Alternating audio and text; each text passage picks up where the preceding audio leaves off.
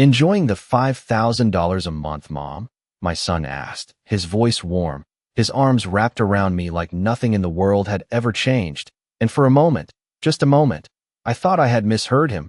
The Christmas lights glowed softly around us, reflecting off the crystal ornaments I used to hang myself years ago, back when this house still felt like mine, back when I still believed that family meant something steady, something unshakable. But I pulled back slightly and looked up at Daniel's face, searching for a hint of humor, a sign that this was some kind of joke I hadn't been let in on. And when I didn't find it, when all I saw was genuine confusion flickering behind his eyes, I felt something cold settle deep in my chest. "What money?" I asked quietly, keeping my voice even, the way I had learned to do over the years, the way you do when you don't want to make a scene, not at a Christmas party, not in front of guests, not in front of your own family.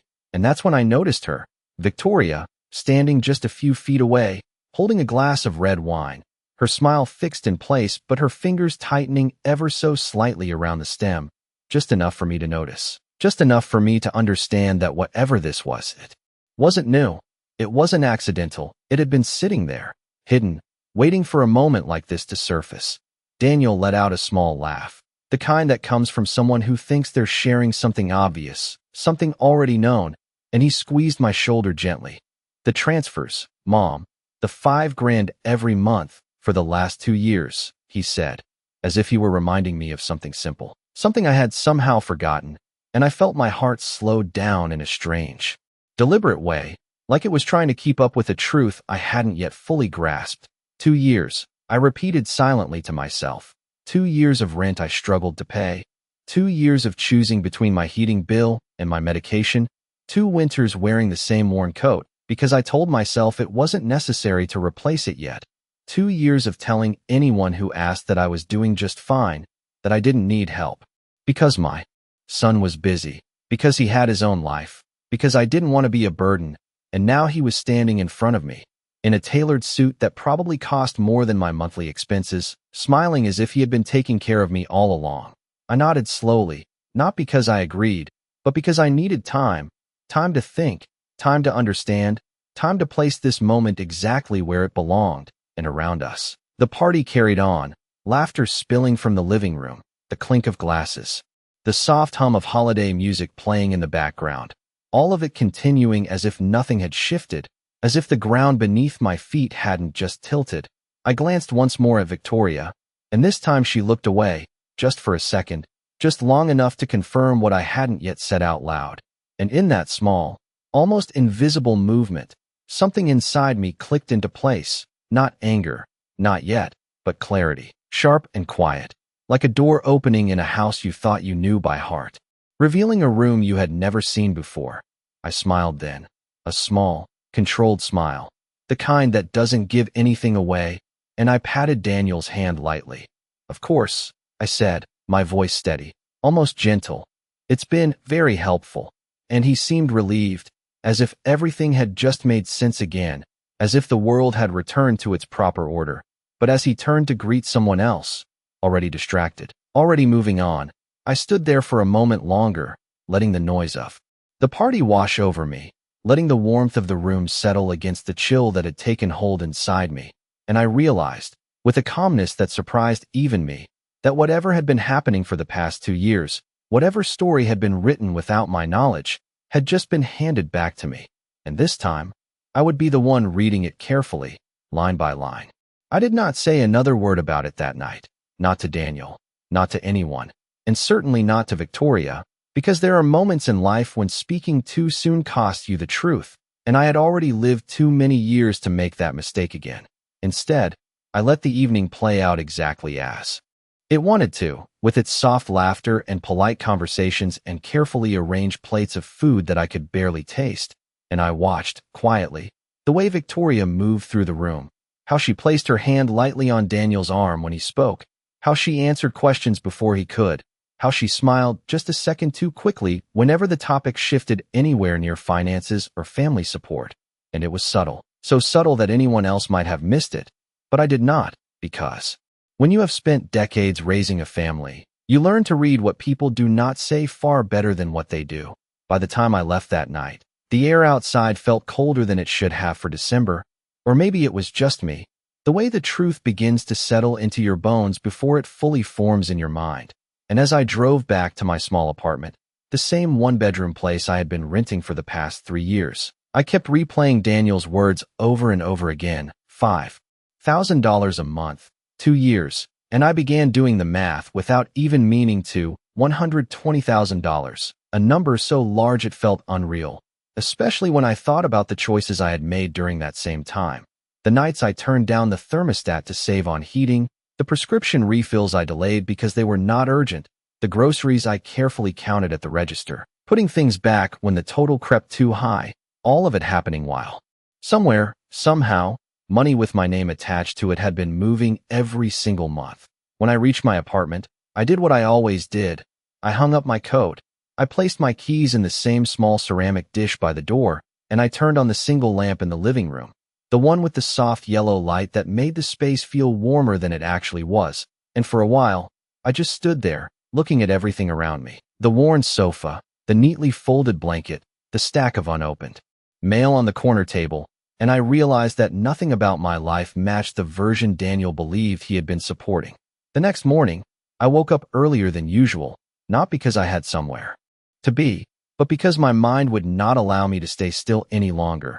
And I made myself a cup of coffee, sat down at the small kitchen table, and began going through every piece of mail I had kept over the past 2 years, envelopes from the bank, utility bills, medical statements, all of it neatly stacked because I had always believed in staying organized, even when there was not much to organize, and one by one, I opened them again.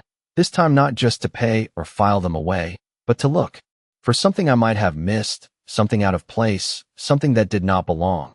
At first, everything seemed exactly as I remembered. The same modest balances, the same predictable expenses, the same absence of anything unexpected. And yet that absence itself began to feel like a clue, because if money had truly been sent to me, if transfers had truly been made, then where were the records? Where were the statements? Where were the confirmations that should have followed something so consistent, so significant? I finished my coffee and set the cup down carefully, then reached for my phone and called the bank, keeping my voice calm as I asked about my account history, about any incoming transfers, about anything that might not appear on the surface. And as I listened to the representative pull up my information, I felt that same quiet clarity return, the same feeling I had in the living room the night before. That this was no longer about confusion, it was about something deliberate, something managed, something controlled.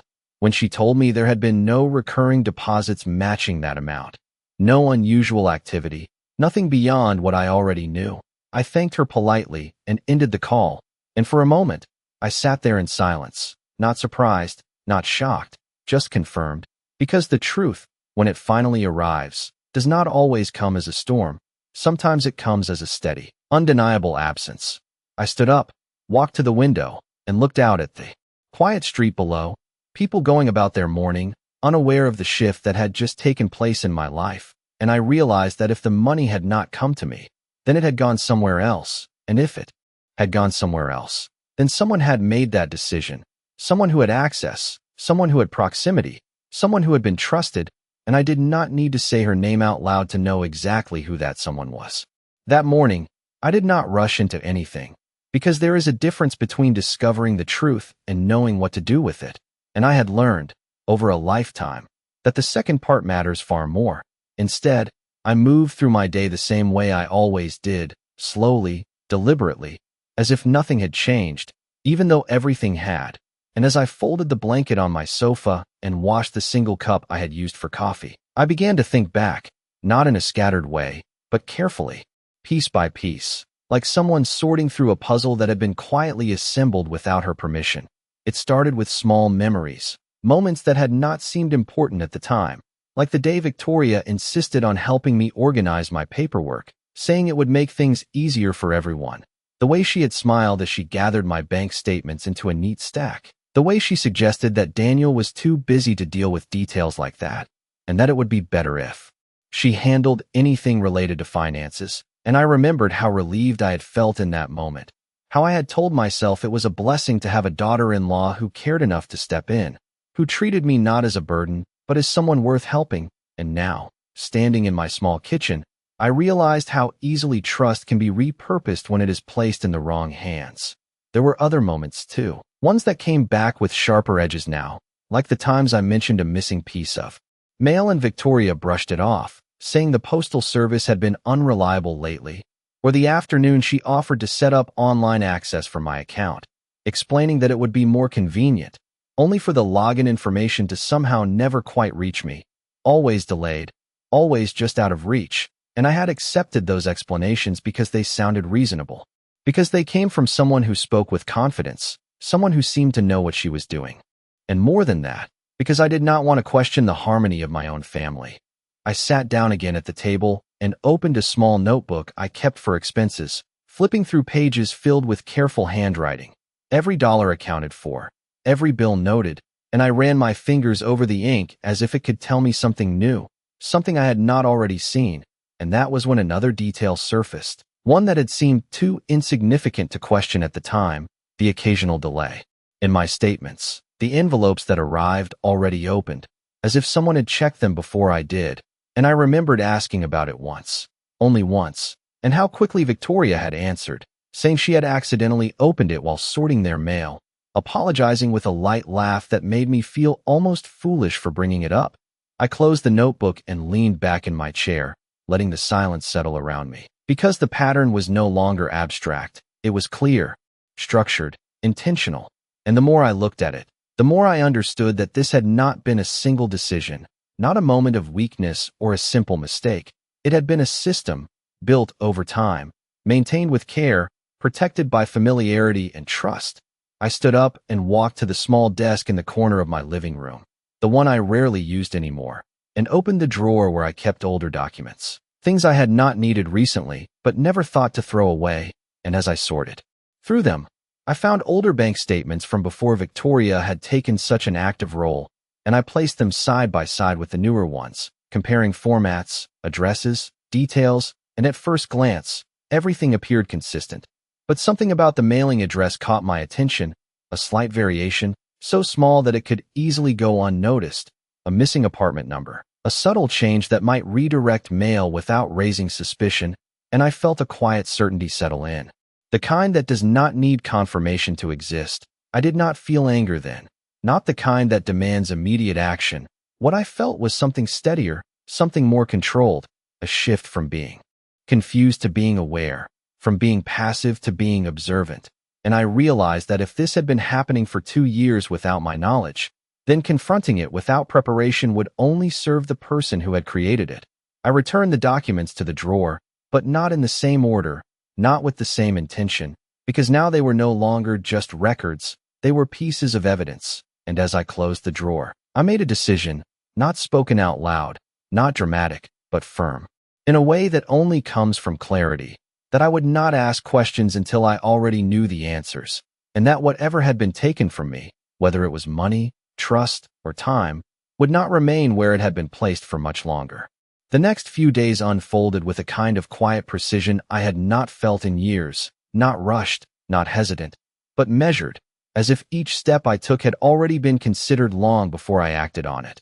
And I found myself returning to a version of myself I had almost forgotten, the one who did not simply accept what was given, but observed, verified, and understood before deciding what came next. I began with something simple, something ordinary enough not to raise any suspicion.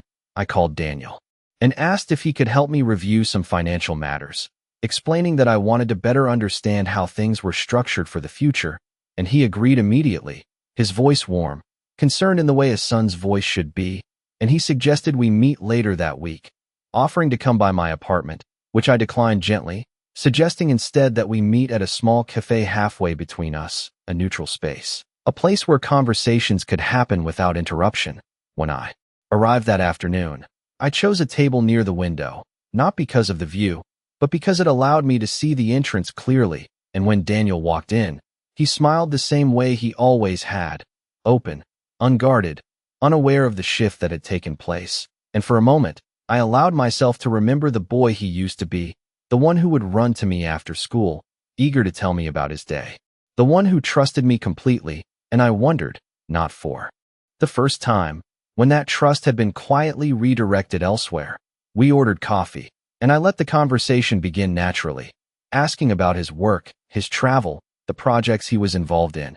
And he spoke easily, confidently, the way successful people do when they are certain of their place in the world.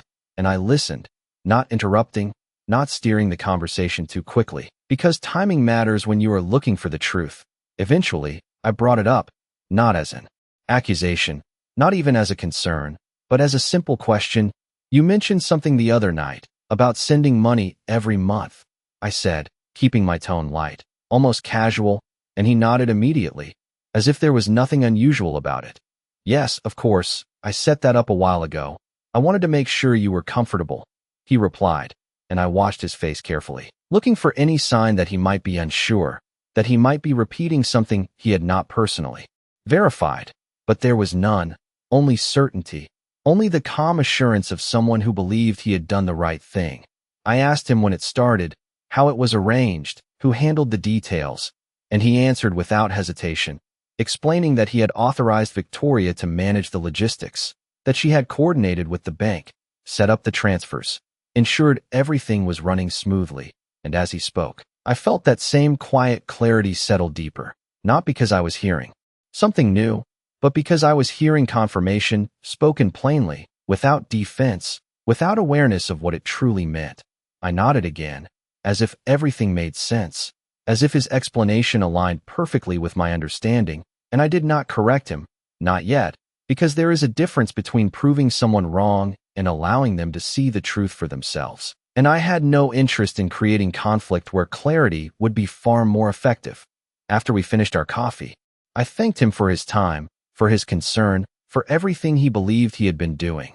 And as we stood up to leave, he placed his hand gently on my shoulder, the same gesture from the night of the party, and said, "If you ever need anything more, just tell me." And I smiled, a small, controlled smile, the kind that carries more meaning than it reveals, and replied, "I will," because I knew, in that moment, that what I needed was not more from him, but a full understanding of what had been taken without his knowledge. That evening, I did not return home immediately. Instead, I drove to the bank branch I had visited years ago, the one where I had first opened my account, and although it was close to closing time, I went inside and asked to speak with a manager, someone who could look beyond the surface, someone who could access records that were not part of the standard statements. And as I sat there, waiting, I felt no anxiety, no urgency, only a steady sense of direction, because the pieces were no longer scattered, they were forming a pattern, one that I was now ready to examine fully, not as a victim of circumstance, but as someone who had finally decided to see everything exactly as it was. The bank manager was a woman about my age, composed, attentive, the kind of person who had spent years listening carefully before speaking. And when she sat across from me in that small office with glass walls, I noticed the way she folded her hands neatly on the desk, waiting for me to explain without interrupting, and I appreciated that, because this was not something I intended to rush through. I began simply, stating that I believed there had been recurring transfers made in my name that were not appearing in my account, and I watched her expression remain neutral, professional, as she asked for details, dates, amounts, anything that could help her locate the transactions. And when I told her $5,000 a month for approximately 2 years, I saw the smallest shift in her eyes, not surprise exactly, but recognition, as if she understood immediately that this was not a minor discrepancy. She asked for my identification, my account information, and then turned her attention to the computer screen, her fingers moving steadily across the keyboard as she accessed systems that were clearly beyond the basic customer view. And I sat there in silence, not leaning forward, not pressing her for updates, because I had already waited long enough for the truth, and a few more minutes would not change anything. Eventually, she paused, her gaze narrowing slightly as she studied something on the screen, and then she looked back at me, choosing her words with care. "There have been transfers," she said, her tone measured, "but they are not being deposited into your primary account." And I nodded once, slowly, because that much I had already suspected, and she continued, explaining that the funds had been directed into a secondary account linked under my name, but with authorized access granted to another party. And for a moment, I let that sentence settle, not reacting outwardly, not asking the obvious question immediately, because I wanted her to say it. I wanted the confirmation to come from her, not from me. She turned the screen slightly, so I could see, pointing to the account details, the routing numbers, the authorization records, and there it was, clear, documented, undeniable, my name attached to an account I had never opened, with a listed co-authorized user, Victoria Collins, and I felt that same calm clarity return, deeper this time, stronger, because what had once been suspicion was now evidence, structured and recorded in a way that could not be dismissed or explained away. I asked a few questions, carefully, about when the account had been created, how authorization had been granted, what documentation had been used, and she answered each one, explaining that the account had been opened shortly after Daniel arranged the transfers, that the authorization forms included signatures that appeared valid, that all procedures had technically been followed, and I listened, understanding that the system itself had not failed. It had simply accepted what it had been given. I did not comment on the signatures, not yet, because I did not need to, not in that moment. Instead, I asked for copies, statements, transaction histories, everything related to that account, and she agreed, printing out pages one by one, each sheet adding weight to the quiet truth that had been building over the past few days. And when she handed them to me, I held them carefully, not as papers, but as confirmation of something far more significant than money. Before I left, she asked if I wanted to take immediate action, to freeze the account, to restrict access, to begin a formal investigation, and I paused, considering the question, because there is a difference between reacting and acting, and I had no intention of doing the former. So I thanked her for her help and told her I would review everything first, that I would return once I was ready to proceed, and she nodded, understanding more than she said, because people like her often recognize situations that do not need to be explained in full. When I stepped outside, the evening air felt colder than before, but it did not unsettle me. If anything, it sharpened my focus, because now there was no uncertainty left, no missing piece, no question about where the money had gone or how it had been redirected. And as I walked to my car, the folder of documents held steadily in my hands, I realized that what had been taken from me was not just financial support. It was the assumption that I would never look closely enough to notice, that I would accept my circumstances without question, that I would remain exactly where I had been placed. And as I sat behind the wheel, placing the folder carefully on the passenger seat, I allowed myself one final moment of stillness, not to process what had happened, but to decide what would happen next. And in that quiet space, with everything laid out clearly in front of me, I understood that whatever came next would not be loud, it would not be rushed, but it would be precise, and it would be final. I did not open the folder again when I got home, not right away, because there is a moment after the truth becomes visible where looking at it too often only weakens your control over it. And I had no intention of losing that control, so I placed the documents on my desk, aligned them carefully, and let them sit there as a quiet presence rather than something urgent, something demanding. And instead, I turned on the lamp, the same soft yellow light that had filled the room the night before, and sat down in the chair across from it, allowing myself to think not about what had already happened, but about what each person believed was still true. Daniel believed he had been supporting me, consistently, generously, without interruption, and that belief shaped how he saw himself as a son, responsible, attentive, present, and it also shaped how he saw me, as someone who had been taken care of, someone who did not need to struggle, someone who had no reason to question anything. And Victoria, on the other hand, believed something else. Entirely, she believed the system she had created was secure, that it had no visible cracks, that it relied on silence, on assumption, on the idea that I would never compare realities, never step outside the version of life that had been quietly assigned to me. I stood up and walked to the small mirror near the hallway, not to check my appearance, but to look at myself in a different way, the way you do when you are about to change something fundamental, and I noticed how calm I looked, how unchanged, how easily anyone could mistake that calm for acceptance. And I understood then that this would be my advantage, not confrontation, not accusation, but the simple fact that no one expected me to act differently. The next morning, I began making calls, not many, and not to anyone who would raise questions, just a lawyer I had worked with years ago when my husband was still alive. A man who had always been precise, discreet, and uninterested in unnecessary drama. And when he answered, I did not explain everything. I simply asked for a meeting, telling him I needed to review some financial documents and discuss possible steps. And he agreed without hesitation, scheduling a time for later that week.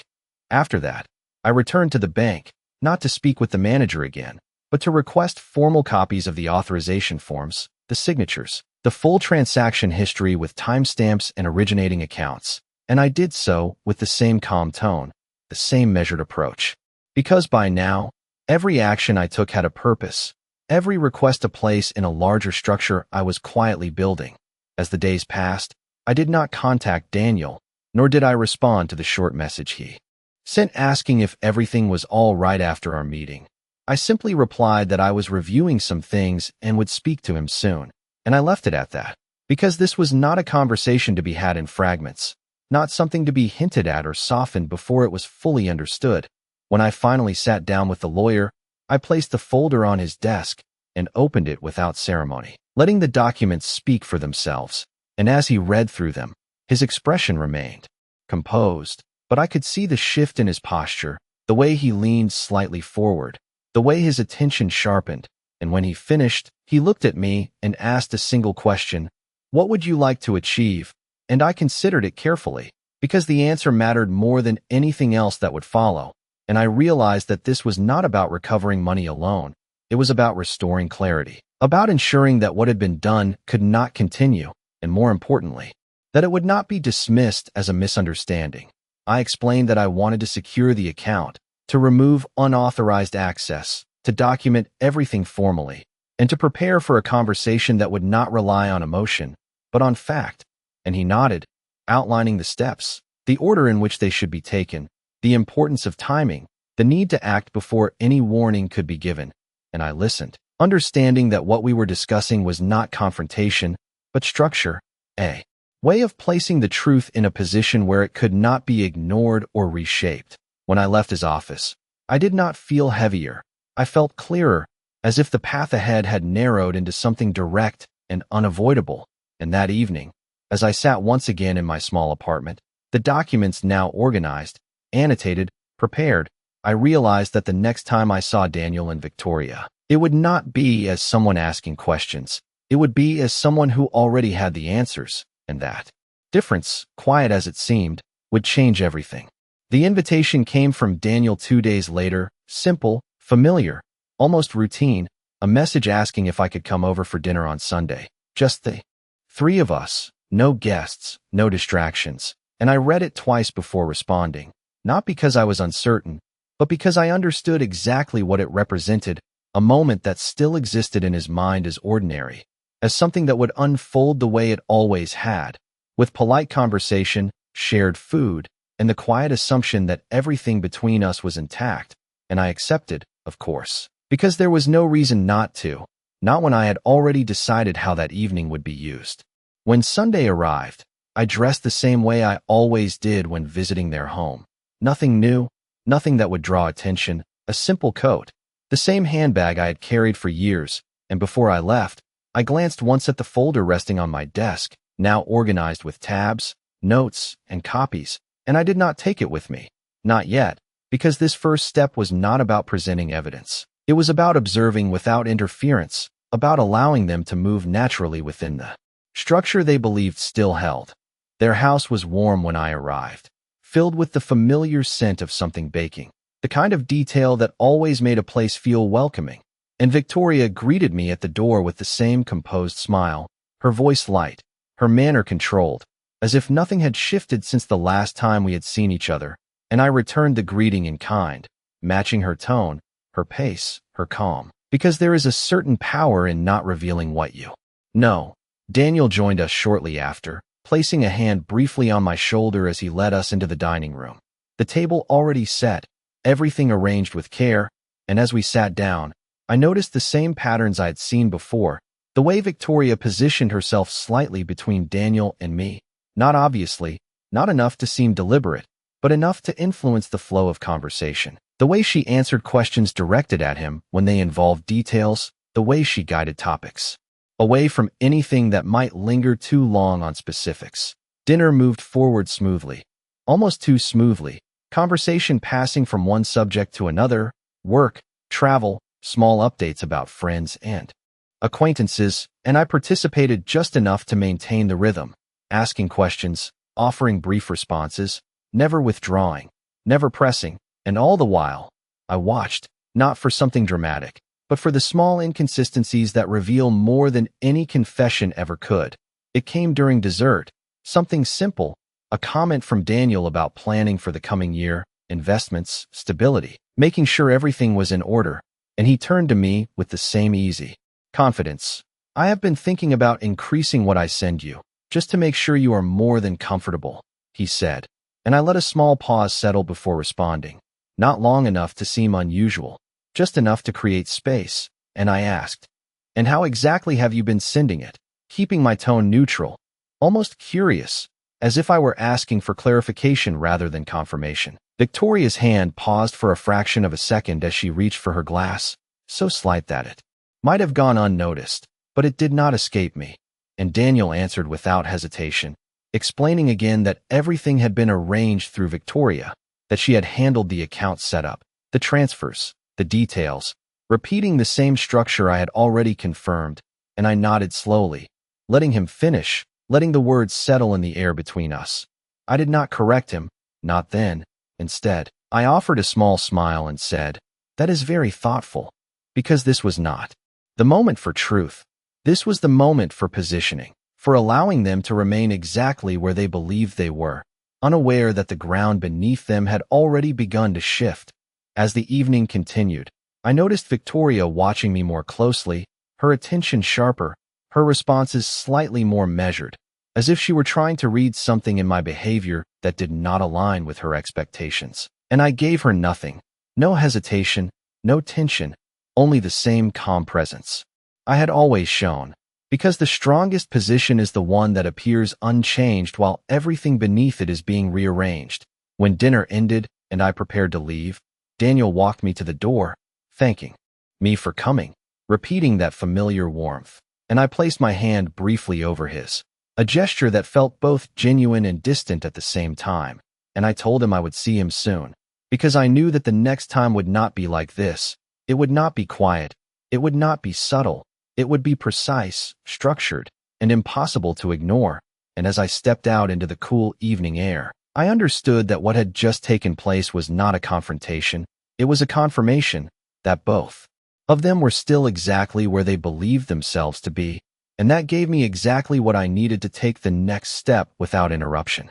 The following morning, I did not wait, because once everything is clear, delay becomes a choice rather than a necessity, and I had already chosen not to give that choice any more space than it deserved.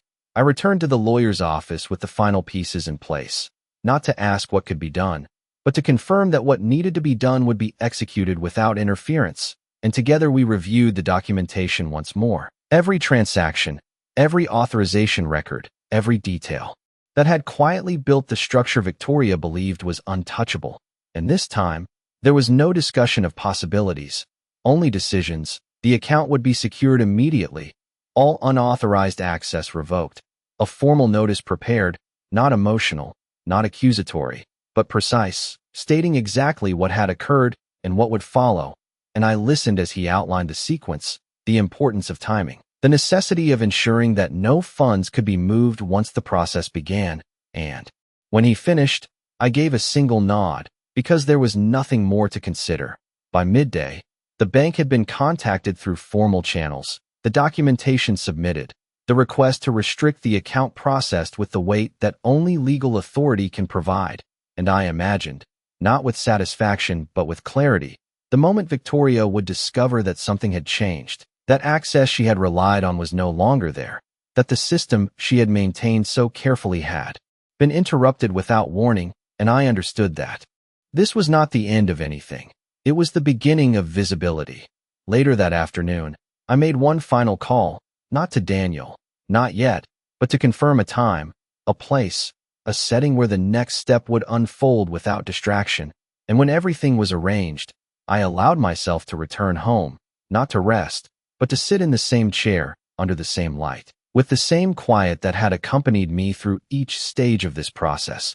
And I thought about the difference between what had been and what was now in motion, how easily a life can be shaped by assumptions, by trust placed without verification, by silence that goes unchallenged, and how quickly that shape can change once someone decides to look closely enough. When the evening came, I did something I had not done in a long time. I prepared a proper meal for myself, not out of necessity, but out of intention, setting the table, using the dishes I had kept carefully stored away. And as I sat down, I realized that this was not about reclaiming something lost. It was about restoring a position I had unknowingly given up, and that realization carried a quiet strength that did not need to be expressed out loud. The next day passed without interruption, no messages, no calls, and I knew that meant the changes had already taken effect, that somewhere, perhaps in the middle of an ordinary moment, Victoria had encountered something she could not immediately control, and that uncertainty would begin to move through her in the same quiet way it had once moved through me, and I did not rush to meet it, because this was not about mirroring what had been done. It was about ensuring that what came next would be undeniable. When the appointed evening arrived, I dressed the same way I always had, no different, no signal, no preparation visible on the surface, and as I stepped out of my apartment and into the cool air, I carried nothing with me but a small folder, lighter now, refined to only what was necessary. And I drove with the same steady pace, the same controlled movements that had guided me from the beginning, because by now, there was no hesitation left, only direction. When I reached the place we had agreed upon, I parked, turned off the engine, and sat for a moment in the quiet that followed, not to gather courage, but to acknowledge that this was the point where everything that had been hidden would become visible, not through confrontation, not through raised voices, but through structure, through fact, through the simple act of placing the truth where it could no longer be avoided. And as I stepped out of the car, closing the door gently behind me, I understood that whatever expressions I would see, whatever reactions would unfold, none of them would change what had already been set in motion, because the outcome had already begun the moment I chose to look closely instead of looking away. I saw them before they saw me. Daniel standing near the entrance with his phone in his hand, checking the time, his posture relaxed but expectant, and Victoria beside him, her expression composed in the way it always was in public, controlled, polished, as if nothing in the world could disturb the image she had built so carefully. And for a moment, I simply watched them from a distance, not with hesitation, but with a quiet recognition of what this moment represented, the final point where assumption and reality would meet without anything left to soften the impact. When I walked toward them, Daniel noticed first, his face lighting up with the same familiar warmth, stepping forward to greet me. But there was something different in the way Victoria looked at me, something sharper, more alert, as if she had already sensed that something had shifted, even if she did not yet understand what it was. We exchanged greetings, brief, polite, and then we moved inside, taking a table that had been reserved, a small, quiet corner away from the rest of the room, and I appreciated that, not because I needed privacy, but because it allowed everything to unfold without interruption. We ordered drinks, simple, routine, and for a few minutes, the conversation followed its usual pattern, light, unremarkable, as if this were just another evening, but I did not extend it longer than necessary. Because this was not an evening for pretense, it was an evening for clarity. I placed my hand gently on the table, drawing just enough attention to shift the rhythm, and I looked at Daniel first, not Victoria, because this had to begin where the misunderstanding truly existed. "There is something I need you to see," I said, my voice steady, not raised, not softened, simply clear, and I took the folder from my bag, placing it in front of him, not sliding it across, not forcing it into his hands, just setting it there as an option he could not ignore. He looked at it, then at me, confusion beginning to form, and I nodded slightly, giving him permission to open it without saying the words. And as he did, I watched his expression change, slowly at first, then more noticeably, as each page added weight to what he was reading, the transaction records, the account details, the authorization forms, all arranged in a way that required no explanation, only attention. Victoria did not reach for the folder, but I could see her watching him closely, measuring his reactions, calculating, and that told me everything I needed to know about where her focus remained. When Daniel finally looked up, there was no certainty left in his expression, only a quiet disbelief. "I do not understand," he said, and I met his gaze without hesitation. "You believed you were sending money to me," I replied, "but it was never deposited into my account." And I let the words settle, not filling the silence, not rushing to explain further, because the truth, when presented clearly, does not need to be defended. He looked back down at the documents, turning another page, and I saw the moment it connected, the moment the structure he had trusted began to unravel. And then he turned to Victoria, not with anger, not yet, but with a question that did not need to be spoken out loud, and she held his gaze for a second longer than necessary before looking at the table, her composure still intact, but no longer effortless. "There must be some mistake," she said finally, her voice controlled, measured, the same tone she had used in countless small explanations before, but this time, it did not carry the same weight, because it was no longer supported by assumption, only by evidence that stood directly against it. I did not respond to her, not immediately. Instead, I reached into the folder and placed a single page in front of Daniel, the authorization record, the one that listed her name clearly, undeniably, and I watched as his eyes moved across it, as understanding replaced confusion, and as he leaned back slightly in his chair, the distance between them becoming visible in a way that had not existed before. The silence that followed was not empty. It was full, filled with everything that had not been said for 2 years, filled with the weight of actions that could no longer be reframed or redirected. And I remained exactly where I was, calm, steady, not looking away, not pressing forward, because there was nothing left for me to prove. After a moment, I closed the folder gently, not abruptly, just enough to signal that everything necessary had already been placed on the table, and I looked at Daniel once more. "What happens next is up to you," I said, my tone unchanged, because this was no longer about uncovering the truth. It was about what would be done with it. And as I sat back in my chair, allowing the space to belong to them, I understood that the position I had once been placed in, quiet, unaware, dependent, no longer existed, and whatever decisions were made from this point forward would have to be made in the presence of something far more difficult to ignore than silence: the simple, undeniable clarity of what had been done.